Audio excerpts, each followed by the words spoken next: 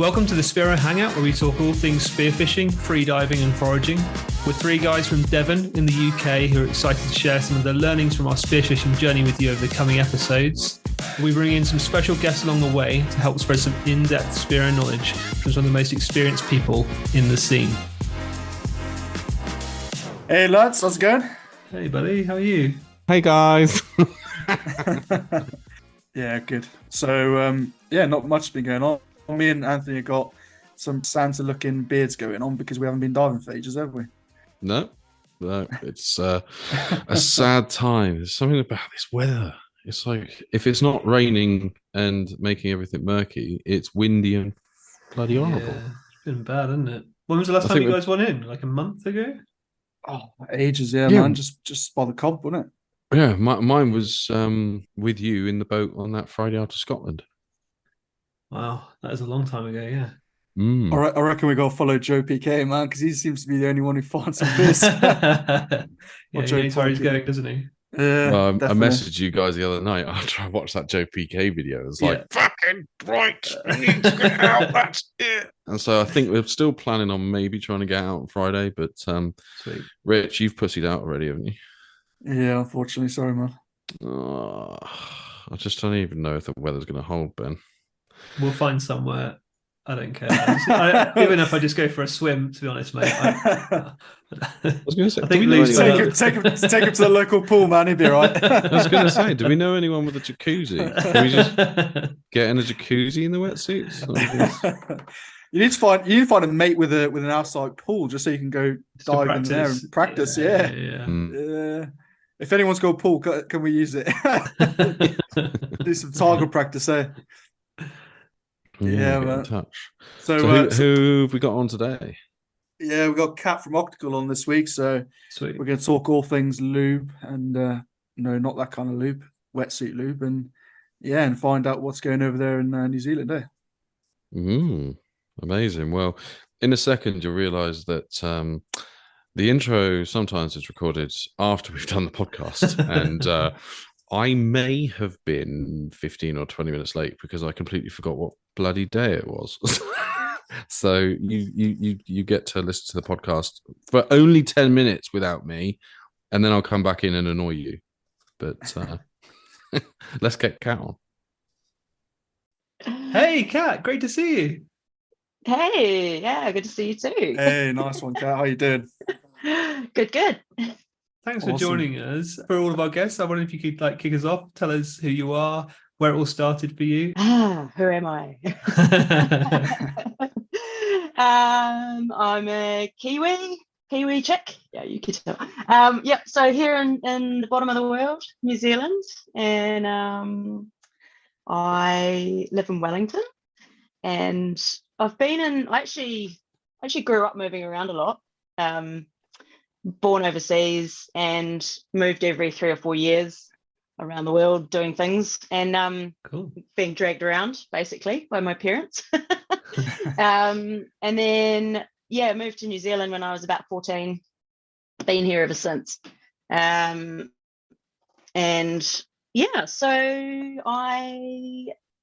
I've changed my careers a few times, and over the last couple of years I've been doing this company Octacle.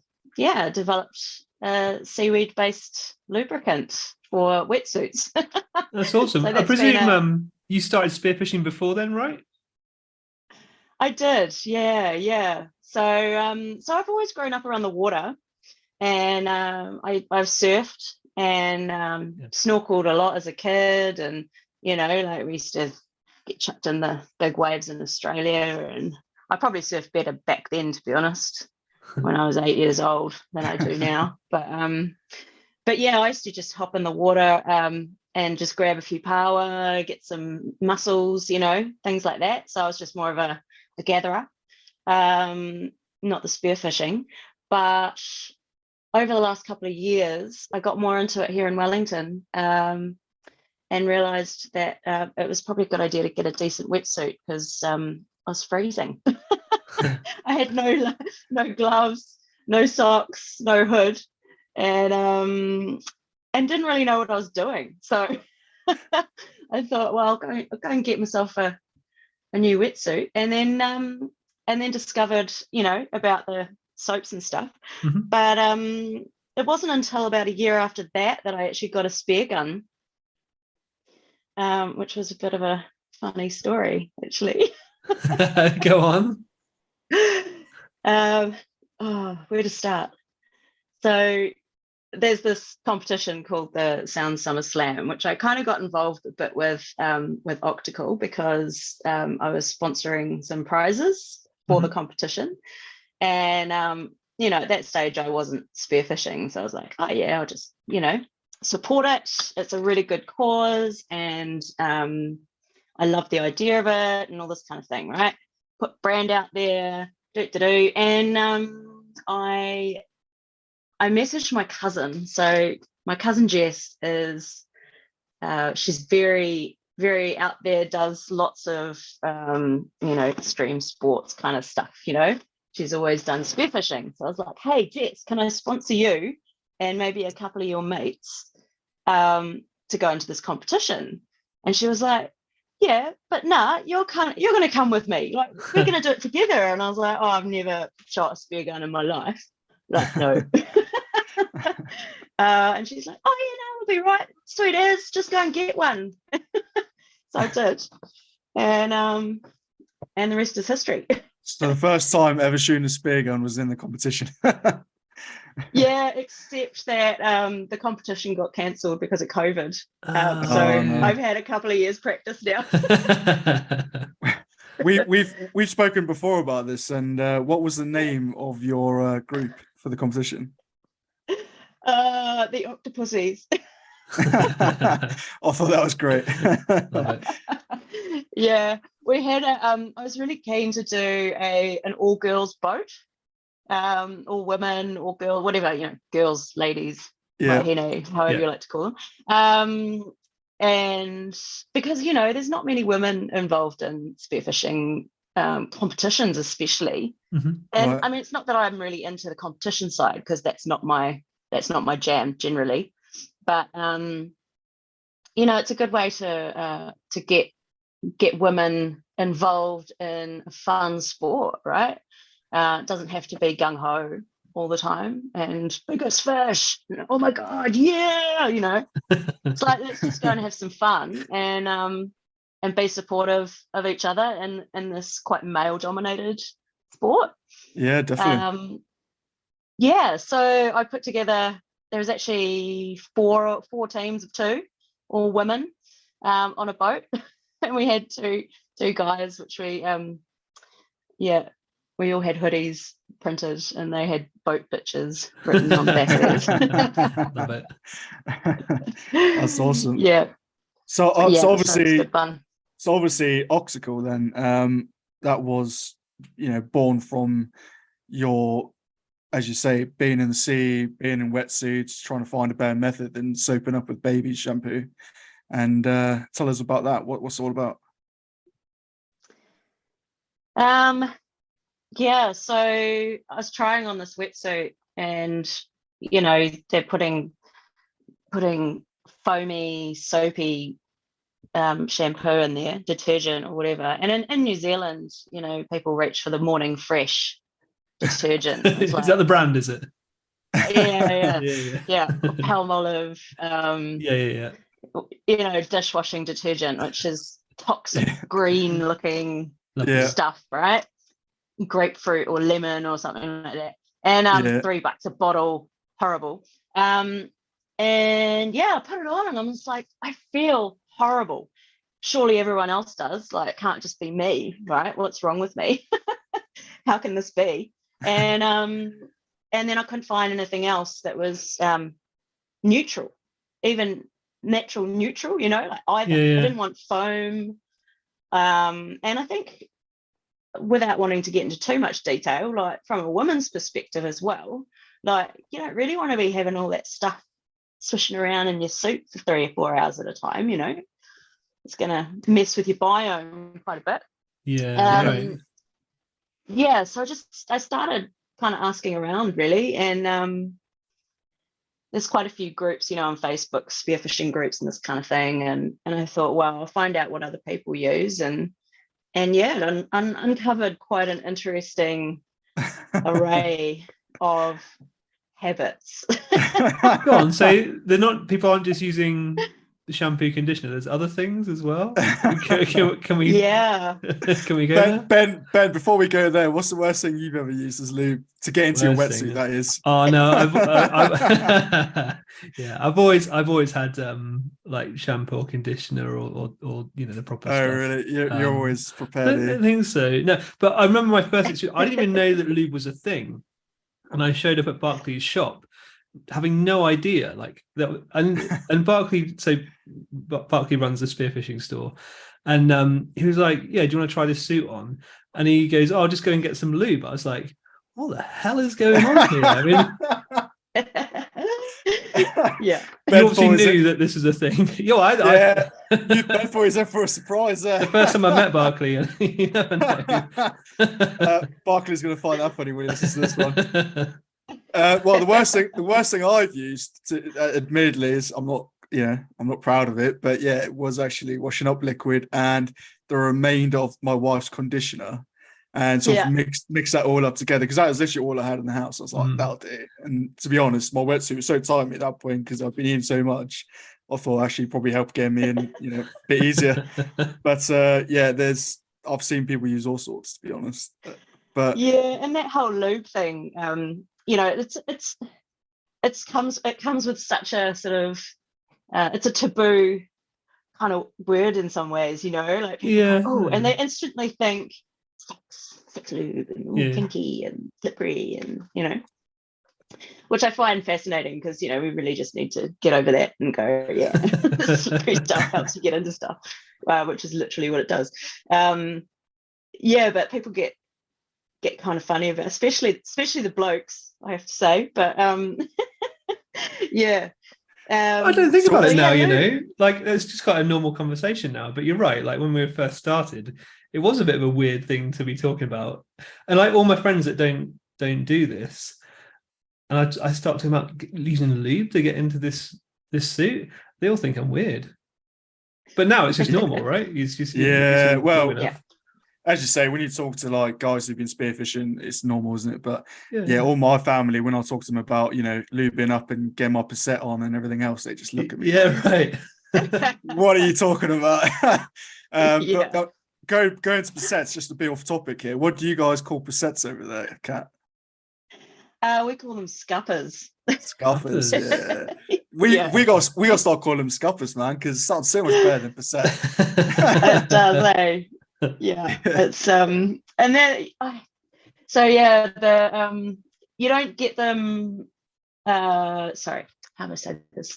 You have to get them fitted, after you've bought your suit and stuff. So it's sort of a post additional accessory, but so worth it. Because peeing in your suit is one of the biggest causes of skin issues, as much as the detergents that we use to put them on.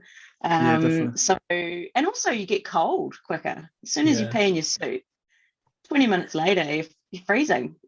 I was going to ask, actually, because you say about wetsuits earlier, not having a hood and stuff. What kind of temperature is it near you? At the moment, it's about 12 degrees. Yeah, it's like winter temperatures here. Does it get much colder than that? No. Not really. Not in Wellington. It does down south. I mean, I don't know what it gets down to down there. And I've just been up in Northland, and it's probably more like 17, 16 degrees up there. Nice. And how high does it go? I was diving. What's that? How high does it go? Around here, probably gets up to about 17, 18 in summer. Kind of similar then, really. Surprisingly, we don't have any sharks, are we?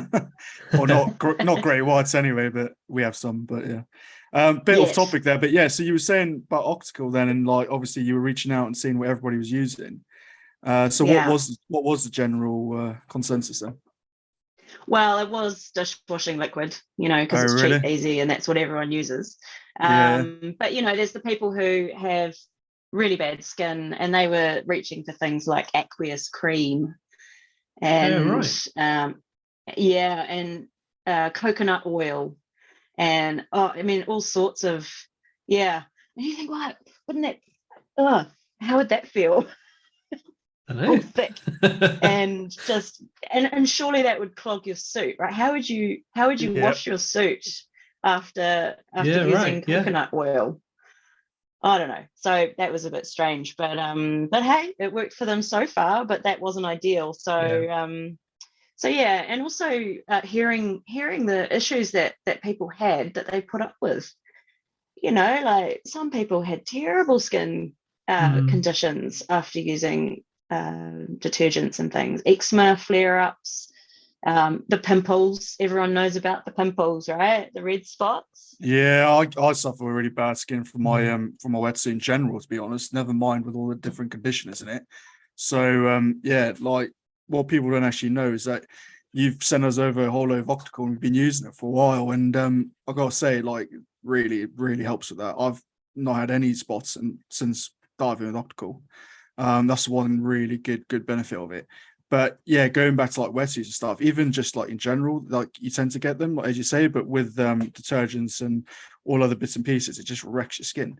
Obviously, it's sustainable, and we'll go into that in a bit. But what's the background behind like the whole helping with the skin then? What does it do for your skin?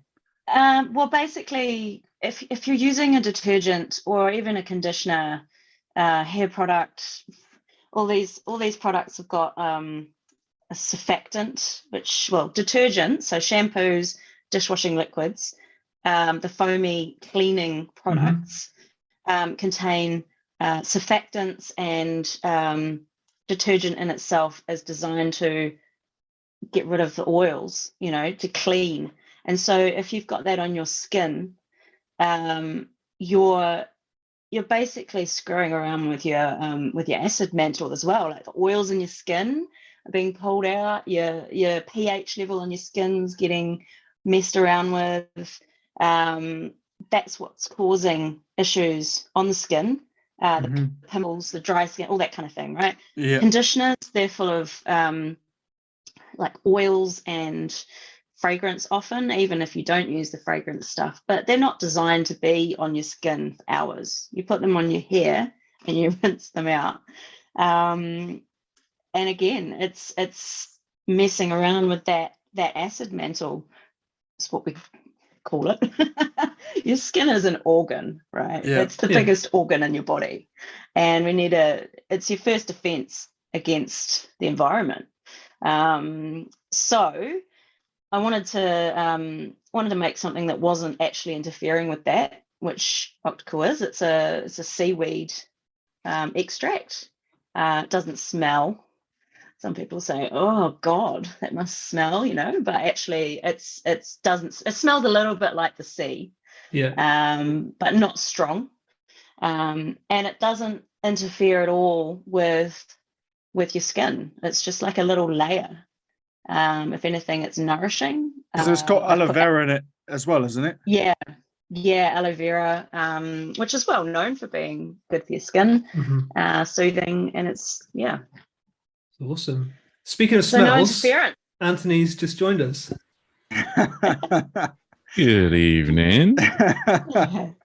I apologize for my lateness. I'm going to blame it on kids and also forgetting that it was tonight. I thought it was tomorrow. Oh, I'm so sorry, but I'm here. So, yeah, everyone can wake up now. Good to see you, mate. How are you, Kat? I'm good, thanks. I'm good. It's morning here, so I'm drinking a coffee. And I see it's night time there in the back window. Is that darkness? Yeah, 8 o'clock here. Yeah. So you're on beer o'clock. I'm on coffee o'clock. Nice. So going back into it then. So it's all made from seaweed. So how is, first of all, how do you go about harvesting? Is it something that you farm, or is it wild seaweed that you harvest? Is it because obviously looking at the sustainability side of it, how sustainable is that harvesting seaweed? So at this stage, I import the seaweed from a sustainable farm overseas. so that farm is actually set up to produce this type of seaweed. So in New Zealand, it's not actually legal to go and commercially harvest seaweed. We've got really, really tight rules around that kind of thing, which is great because, you don't want to be going and just ripping out a whole bunch of seaweed and affecting the local reserves and stuff like that, right? So at this stage, I'm importing it, but I am looking to source it from New Zealand from a sustainable farm. But we're in a stage at the moment in New Zealand where it's a pretty new industry. So I am trying to work with certain outfits that want to develop a biodiverse, sustainable farming setup, so I can access local seaweed. Yeah, cool. Sounds That's great. The plan. I've just heard. Until then, we've got what seaweed farm. Is that what we'd call it? I guess so. Popping up fairly near us, actually. I'd never heard of it being done that way before. Do you know how it works? Are they just like laying lines of rope and putting kelp on them? How does it work? Yeah, that's basically. So with seaweed farming, you need to be able to seed it. So this is another whole aspect to it as well. And it's like you can have a whole paddock of wheat and then harvest it. You still got to then plant the wheat again, right? But that's not to say that with seaweed, once you've planted it, you then have to keep replanting it, because seaweed doesn't really work like that. But to initially set up a farm, yes, you need to be putting the seeds into some kind of rope-like structure so that it can, do its thing. And there's a setup around here called lavremu, which is the Māori word for seaweed, and they're actually looking into all the different most effective ways to plant the seaweed babies, they call them seaweed babies, onto the right kind of structures and things like that. So and they're all about seaweed restoration and regenerating our underwater forests, which are all being pretty pillaged at the moment, naturally, through kinna barrens and silt runoffs and things like that. What was that? So just for the, I was going to say for the listeners that don't realise, kinna's sea urchins, isn't it? Yeah. Gotcha. Yeah.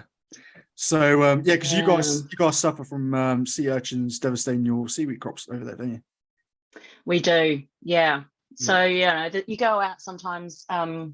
Not sometimes. There's places you go and there's just no seaweed. There's hundreds of kinna all over the ground, and even the kinna, you can't really eat them because there's nothing really in there. They're like these aliens.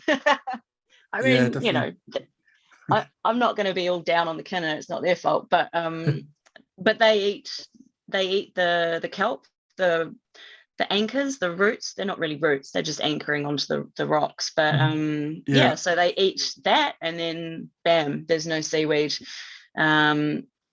And so what eats the kinna are snapper eat kinna, and crayfish, and I think crayfish do, gosh. So if we're fishing heaps of snapper, the whole balance gets a bit out. Of course, there was a research, I don't know whether you call it research, but like a revitalization effort. I can't remember whether it was Australia, America, or New Zealand, and they were inoculating small gravel or rocks with seaweed spawn and then throwing them along patches that they knew were devastated. And they saw, I'm sure it's only been going like 2 or 3 years, but from watching the YouTube videos and keeping up with them, as I say, I can't remember who it was, but they're seeing a really big increase. And once they're sort of, like you're saying, once they're latched onto that rock, they'll grow and grow and grow like year on year. But like you're saying, the kinna or the sea urchin attack the living part of, or the base of that seaweed. And so it's not like they're even eating the seaweed and the next year is going to grow back. It's like they're actually eating the eggs, or the ability for that seaweed to sort of spawn again or renew. Like I suppose in gardening, it would be like slugs eating the bulbs or the roots, so that they can't spawn again next year. Yeah. But no, it was really interesting to watch. And I think, that's happening in quite a few countries. It's a really effective way of getting those, the anchors out there and, letting it grow. So going back to our topic again then. So obviously just going back to baby shampoo, if we do, because a lot of people here I feel use baby shampoo more than anything. I don't know about New Zealand. I'd say conditioner though as well.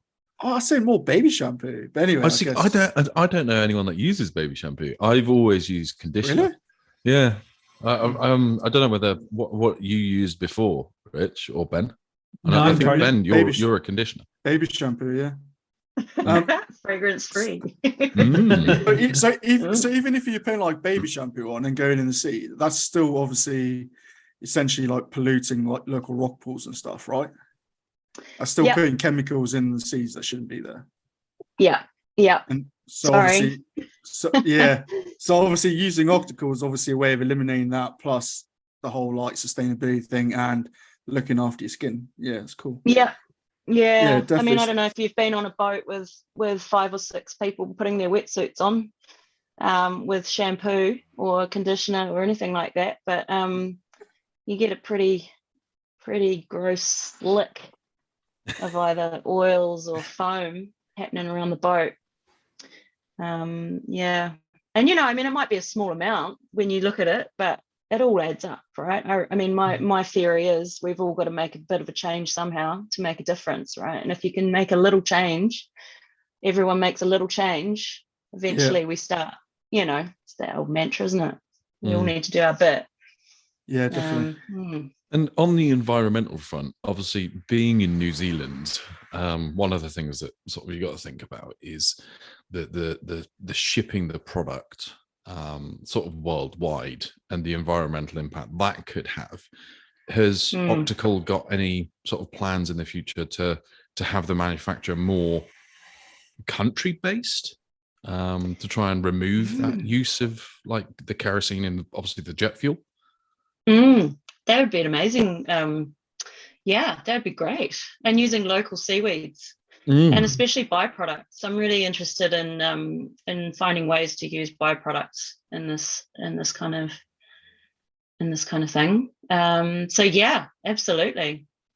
Anything we can do to try and minimize the carbon footprint and all that kind of thing. So. When you say byproducts, open to discussions around that one. We'll take inquiries from potential factories and businesses in countries. And exactly.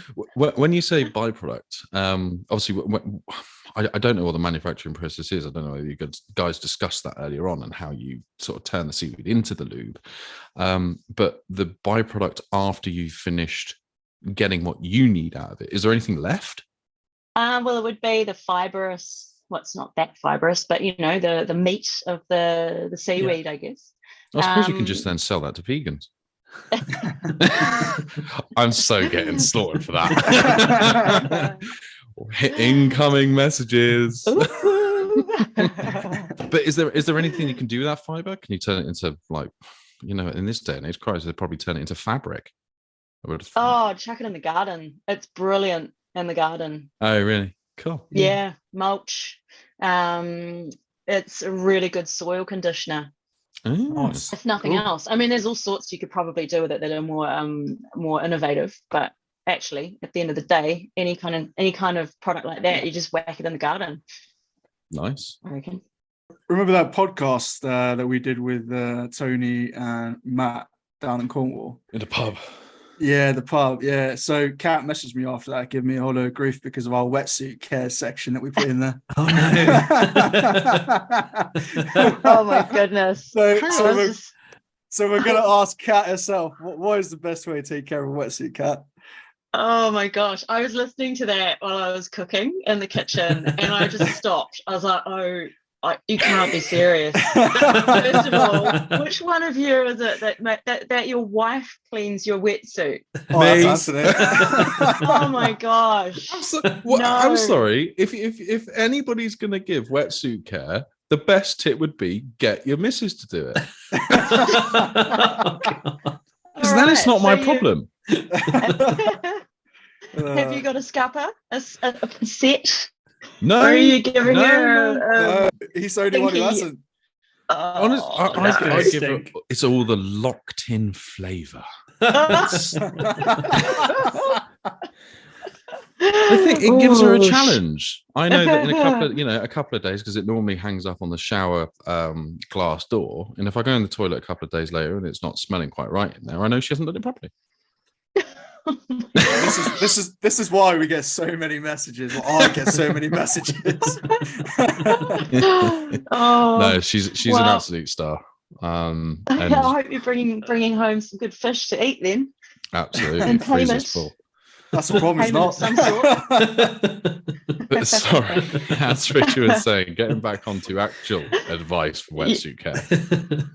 Yeah, cool. Well, so yeah, just rinsing it. Like when you get home, rinsing it with fresh water. It's pretty straightforward, and not leaving it in your hot car for days at a time, and smelling that wet old dead seal smell. So just getting home and washing it straight away, rinsing it with cold water and not hot. Just why not hot cat? Because that's what I tend to get in the shower and take the wetsuit with me. It's just a bit convenient, at the end of a dive. Want to warm up, don't want to wash your suit first. Is warm water okay, or is that likely to? I mean, warm water's fine. Yeah. I've heard of some people whacking them in the washing machine, and it's like, oh, probably not good. I don't think you'd want to do that, but Ouch. Yeah, keep it simple, eh? That's the way to do it. Get in the shower, take it off there, give it a rinse, and whack it over the glass shield, like you just said. Or I use a wooden coat hanger, and the flap, the little flap that goes in between your legs and clips up. I put that on the cross bit, so the top half of the wetsuit's just hanging, and then I hang the long johns over the just the normal hanger bit, right? And then just leave it in fresh air, inside out first, because that's the exposed neoprene, and so that's the bit you want to be drying as quick as possible. Yeah, that's all the holes. That's basically what neoprene is just a whole lot of bubbles and rubbery stuff. So you've got to imagine like just cleaning out all those little holes, right? So fresh air. And then once it's dry on the inside, turn it inside out, and then you leave it to dry on the outside. And then every couple of months, give it a bit of wash in the bath. Put the bath in and give it a swish around in some hopefully natural wetsuit washing stuff, which I haven't designed yet. I was just gonna ask you that, like what sort of I don't know, for better like a word, soap you use to wash your wetsuit. So are you actually going to come up with something, or? I'd love to. It is on the list. Yeah. Because I haven't really seen a heck of a lot. And like I'm guilty. I just pop a tiny bit of Dettol in the bath. Yeah. But I only do that if it smells. I wouldn't do that any other way. I like if it, just I wouldn't do it as a matter of course, every 2 months do that if it doesn't smell. But I do find that if you're using detergents and things, your wetsuit does tend to smell more. And I've had that feedback from people as well. So I have found that by using Octacle, I don't tend to get a smelly wetsuit, which is quite interesting. Nice. I normally tend to my other half when I do wash it out when she's slacking. She's got me this mint. I can't remember what it's bloody called, but this mint shower gel. that if you leave on certain naughty areas for too long after the shower, it's very sensitive. And so tingly. Yeah.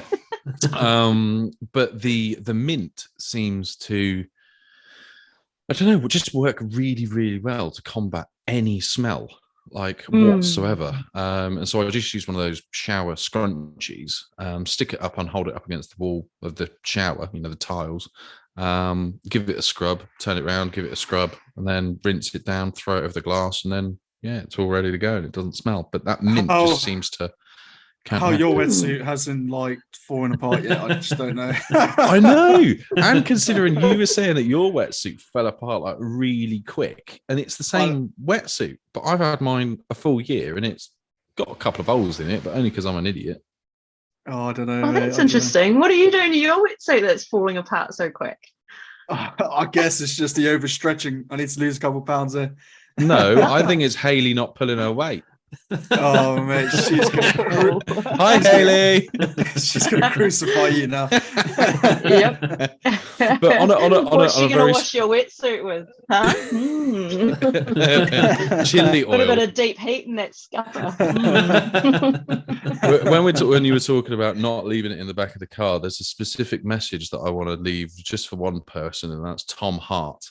I had a message from your partner to say, please don't leave your wetsuit after our Scotland trip in the boot of your car for 3 weeks, festering. Nice. I love you, Tom. See, that would be a Dettol situation. Yeah, for sure. Kat, you were saying on the last time we talked to you, saying that you guys have a scupper for the ladies over there. Is that right? Well, not really. I mean, No? we do, but we don't. The only option that I've seen is a zip. Oh, yeah. Right. Which I don't know if that makes you guys cringe, but it certainly does me. So I would love for somebody to come up with a really good women's cassette scupper. Yeah, I can imagine that's too fun, putting a zip down in the middle of the seat. Yeah. No. Like, oh, ow. No. Could be a bit uncomfortable. And that's why in some ways I think wouldn't a normal scupper be better than a zip? Like a shiwi. It's got to be better than nothing, right? It's a bit like a valve. Yeah. You might place it differently, I suppose, but yeah. Or maybe put a little those old glasses, fabric glasses cases that have the little kind of metal mouth at the top. Yeah. And you squeeze it and it opens and you can get your glasses out and then it kind of goes back together again. I wonder if there's something you could do like that so that's a seal. That's, I don't know. Gosh, we should get into I was going to say, is it not something that you could do where you just sort of, you had an elongated pisset, where it was more of, like you say, like that glasses case shape, that it naturally stayed shut, and then when the lady needed to go for a wee, it sort of lets the urine out past that seal, and then without that pressure from inside the suit, it will automatically stay shut. I would have thought that you could possibly do something with that.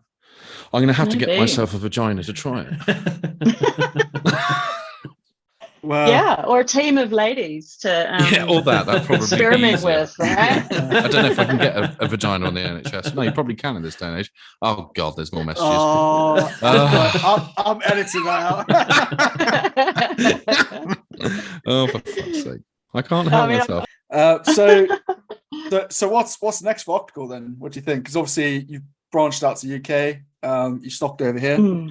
Where can people get it here, first of all, and then what's coming up next? What can we expect?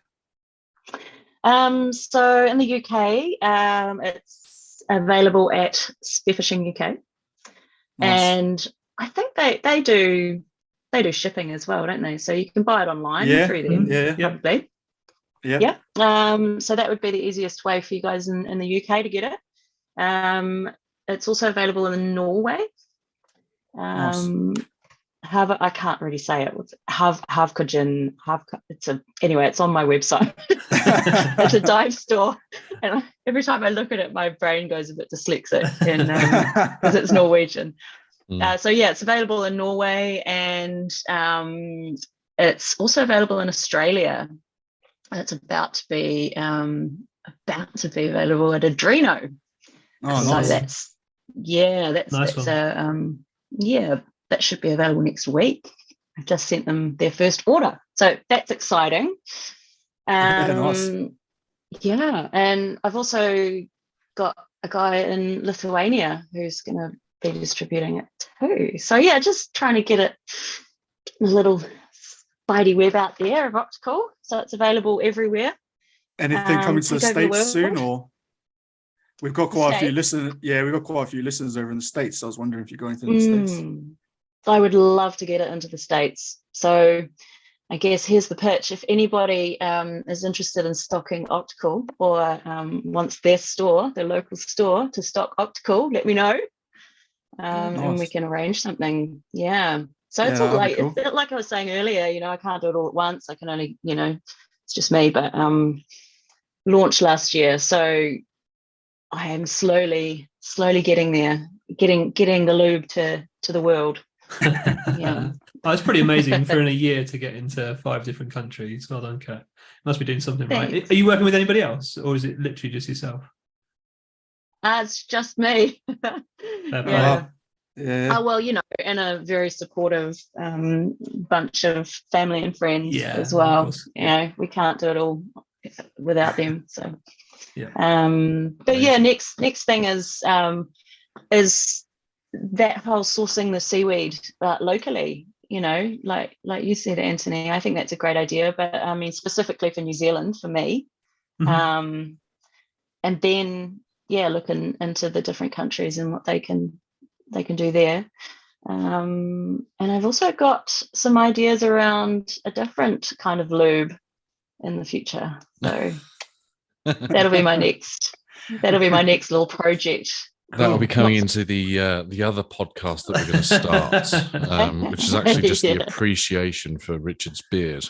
And so I'm sure we'll be able to tie lube in there of that sort somehow. Yeah, some seaweed oil for men's beards. That'd be good, wouldn't it? Keep it soft. Got to keep it soft. Anthony's got a bit of beard envy going on at the minute, so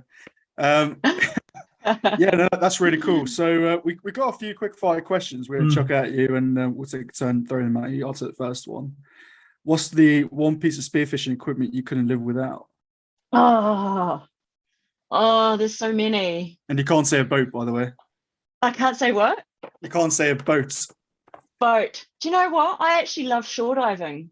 Yeah, I'm not really great with being out on a boat slopping around. I'm fine in the water, but I'm not, Anyway, well, you want to say wetsuit because that keeps you warm, but if you're going somewhere nice and warm, you don't need one. Well, you need some lube if you want to get any wetsuit. Lube.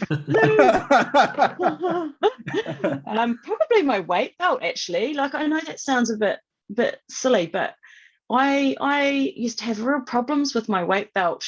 I think maybe as a woman with hips, I struggled with it slipping, and I had one of those rubber ones, but I invested in a really awesome silicone one. She's actually another Kiwi woman doing an amazing product, silicone weight belts, Kiwi Dive. Bit of a pitch there for you, Esther.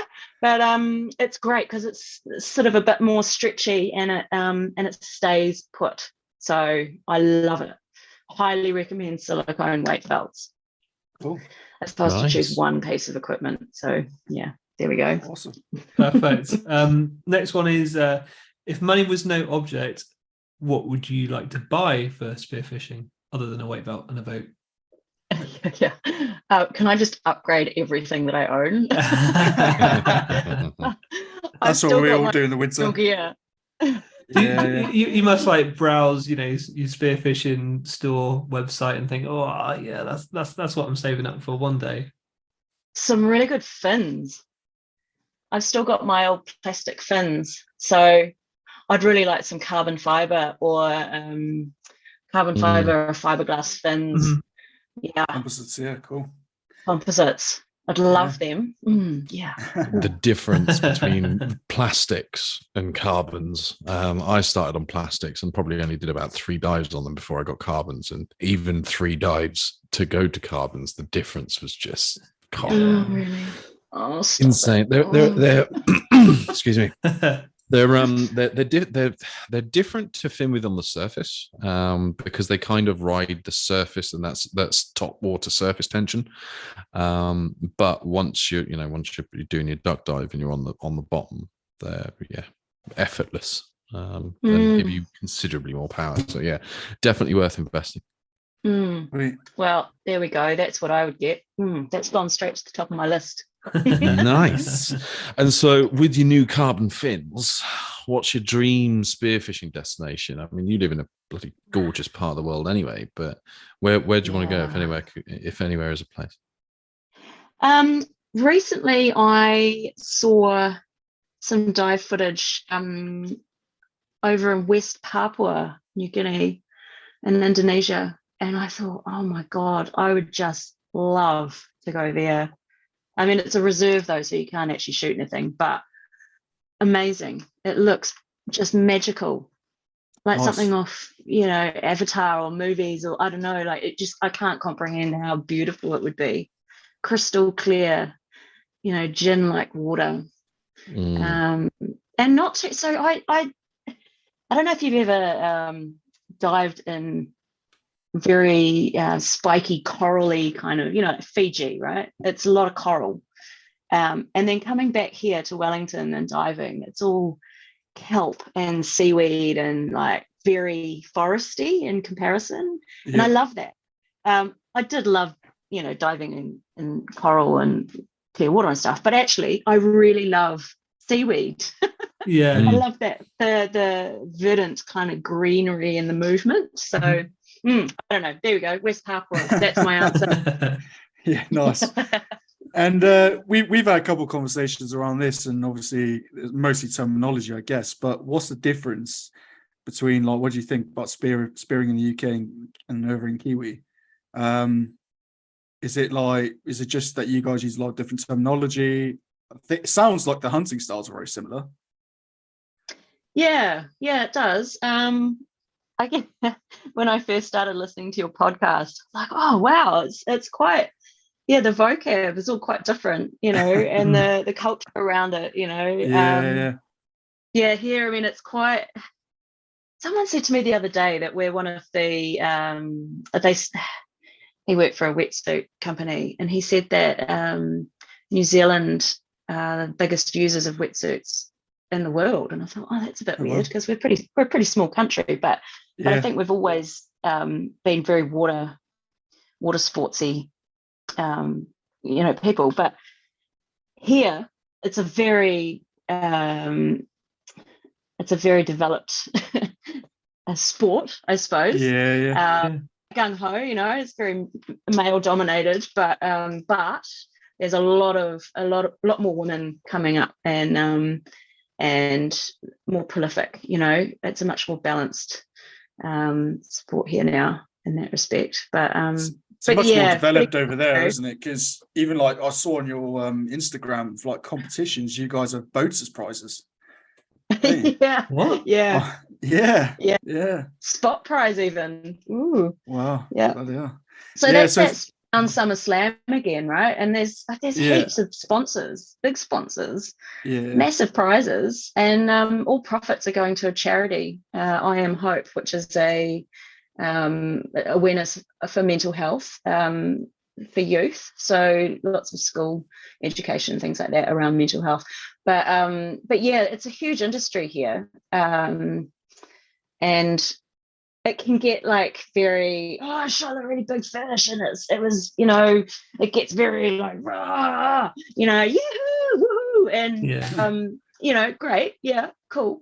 But let's not forget that actually we need to be taking care of our fish stocks and not taking our maximum quota every time. And it's not just about death pile pictures on Instagram. And let's try and honor the environment whilst we're in it. You know what I mean? And I don't know what it's like over there. but all I can say is that's what it's like here. You know what I mean? But the fish species are different. Obviously. Last week we had Mike Robinson on, and he's a really prolific game chef. And as recently, I say recently, probably the past few years, got into spearfishing. And one of the things that he said, which is quite pertinent, and I agree in my opinion, is that, you know, with spearfishers, with the amount that we can get out, we are far from commercial spearfishers. First of all, there's no commercial spearfishing in the UK anyway.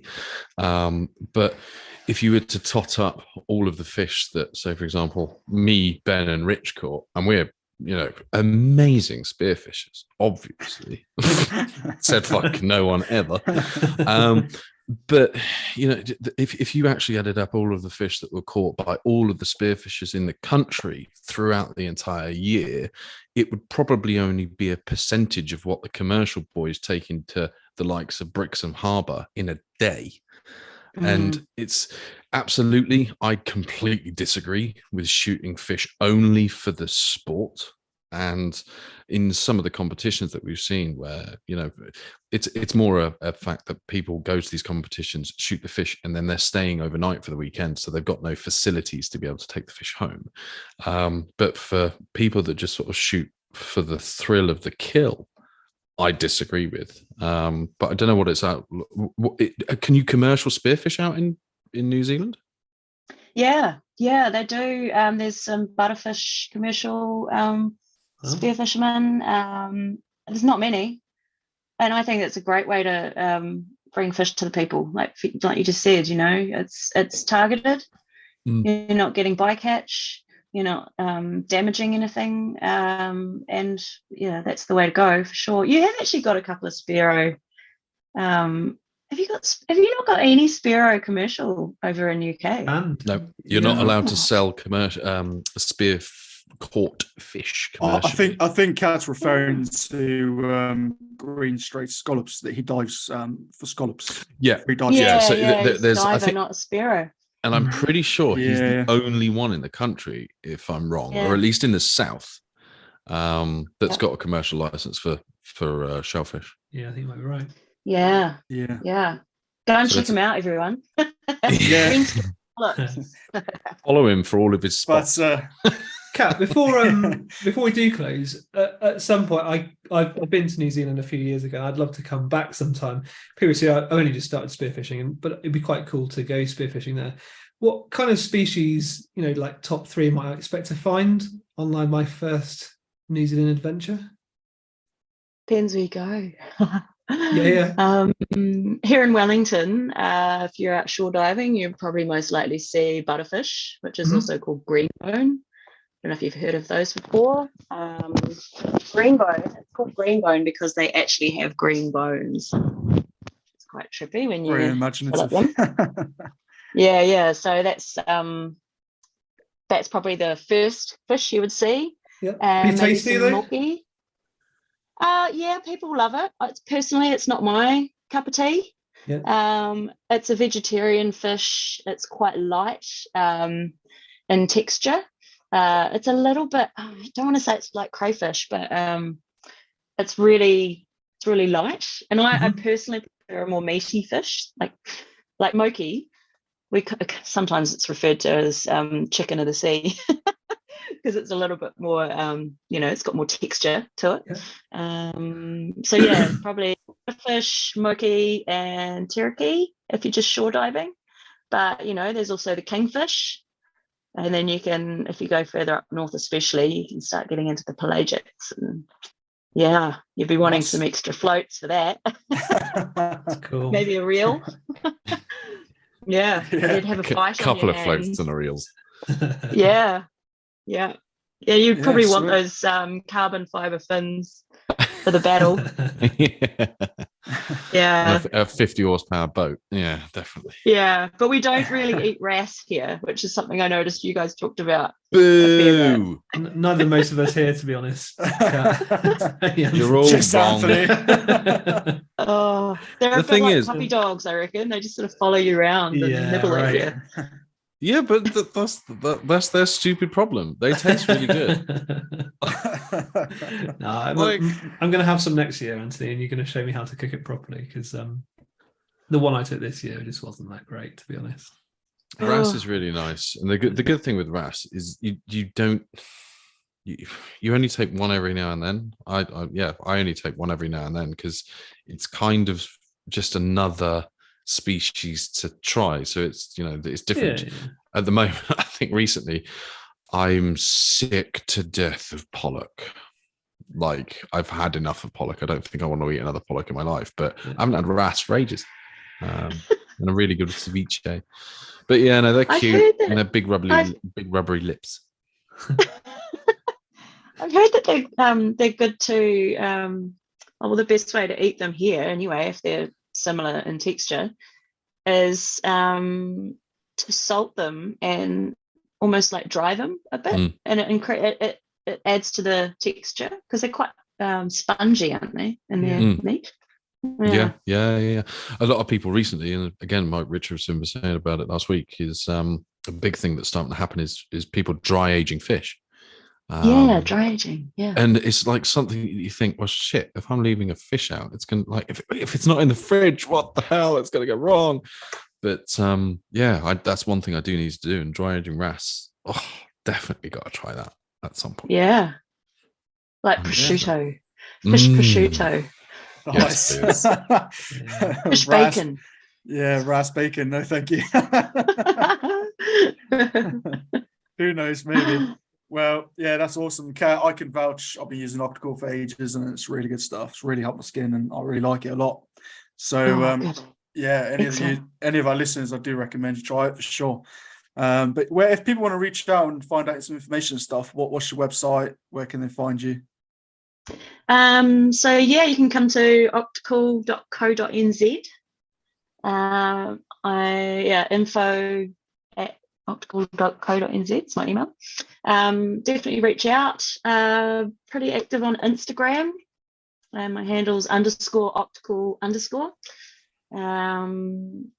Social media is probably one of my biggest. I'm not very good at it, but anyway, join the club. We're terrible.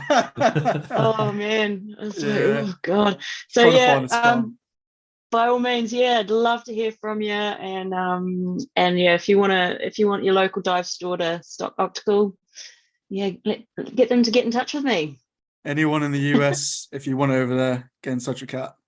Yes, sweet. Yeah, I'm calling you out, Aaron Young. Aaron Young, Key West. Give Kat a ring. The thing is, some of the boys up there, the only thing that I'd see with especially the hotter parts of the US is they all wear rash vests or not like wetsuits at all.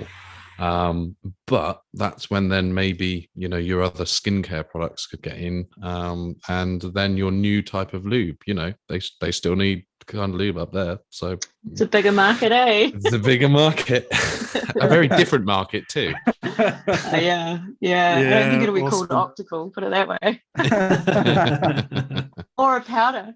Actually, that's something just before we go, people, so they know, it's Octacle's a powder.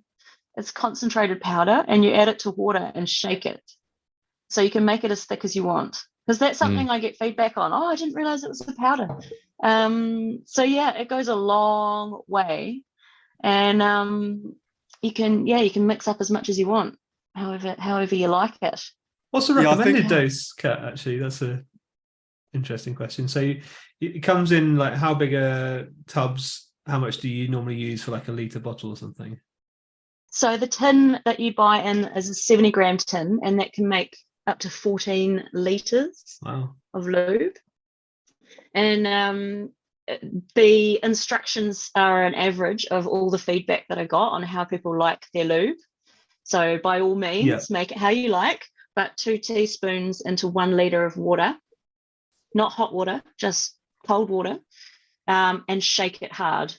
And it's really important to leave an agitation space, because otherwise you can get lumps. Yeah. And that's the only massive tip. Number 1 tip, leave an agitation space so you can get a really good shake. I only personally use like 300 mils, so I don't make much up. Mm-hmm. But if you're a bigger, hairier man, you might need more. A lot of us use it to get out of our wetsuits at the end as well. So it's like you need double the amount. Yeah. So, and if you like it warm, you can mix it warm, but you have to you mix it in cold water first, a thicker mix, and then you add hot water. Being a natural product, and the way that it quickly absorbs water. So if you add it to hot water, it's like really quick, and then it just goes into one clump. But if you add it to cold water, perfect. Yeah. Spawn. Awesome. Thank you, Kat. And then any leftover you can put in the fridge, and it goes nice and cold, and you can put it on your sunburn at the end of the day. Well, I hope for the new lube, there's sort of a bit, I don't want to say an easier way of doing it. I just imagine when it's time to go to bed and you're getting that thought in your mind, and then you're like, hang on, I need to go and make the lube.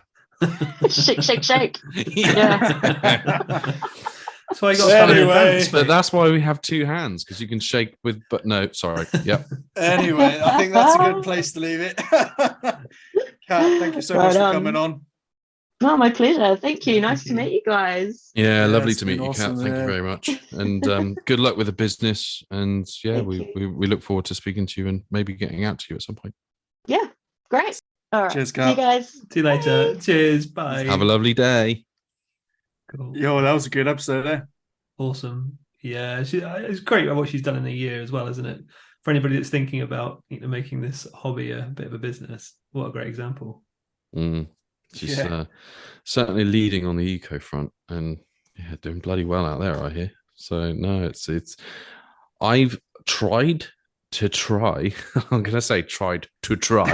their product once, but I'm thick and retarded, and so I haven't actually I haven't made it work yet.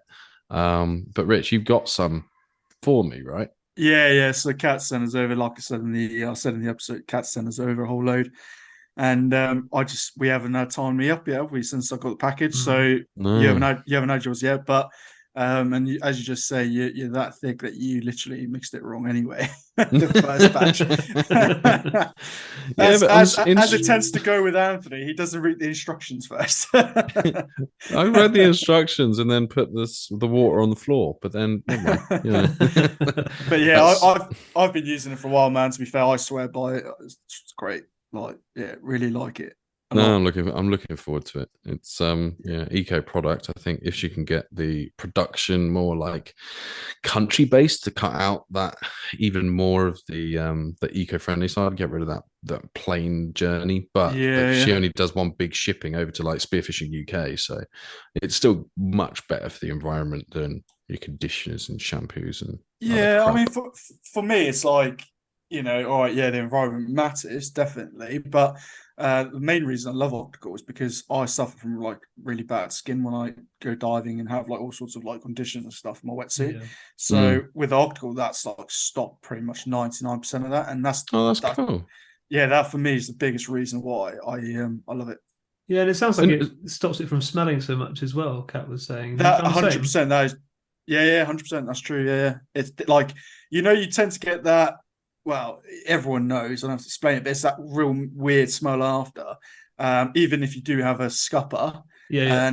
And with Octacle, I found it does help it to stink less, for sure. Interesting. So do you think that's just because it combats the sweat smell, or no? I think it's because it's got maybe something to do with the aloe vera in it or something. Moisturizes your skin. That's the only thing I can think of. But even me, because normally if it get a bit of backwash and a bit of piss does go back in your seat, you do get the stench on you. I find it's not as pungent. So I don't know. There's something in it for sure. But yeah, it's cool. I really like it. Love it. Nice. And natural products are amazing. I'll be using that from now on. Yeah, for sure. Plus, also detergents and stuff don't really help your wetsuit, do they? So. I mean, on this, you're right, you got to pay for Octacle, but in the longer run, your wetsuit's going to be around a bit longer, isn't it? Because you're using something that's not going to deteriorate it. So there is a bit of an offset there. and obviously with the prices going up in neoprene, soon wetsuits are going to be very expensive. So I was going to say, wasn't there something recently where they were struggling to get the neoprene? Yeah, there's a huge neoprene shortage. So obviously that because of the shortage, the price will increase, won't it? No, she's a lovely woman doing fantastic. So good luck to her, and we hope to get her on at some point again in the future and see how she's going on next year. Absolutely. Yeah, man, sure. Sweet, man. Yeah, well, we got a few really epic guests coming on the next few the next few episodes, haven't we? So really looking forward to that. We won't say who yet, but will it be a bit of a surprise? But yeah, sweet. That was awesome. Looking forward to catching up with you soon. Cheers, boys. Bye. Bye.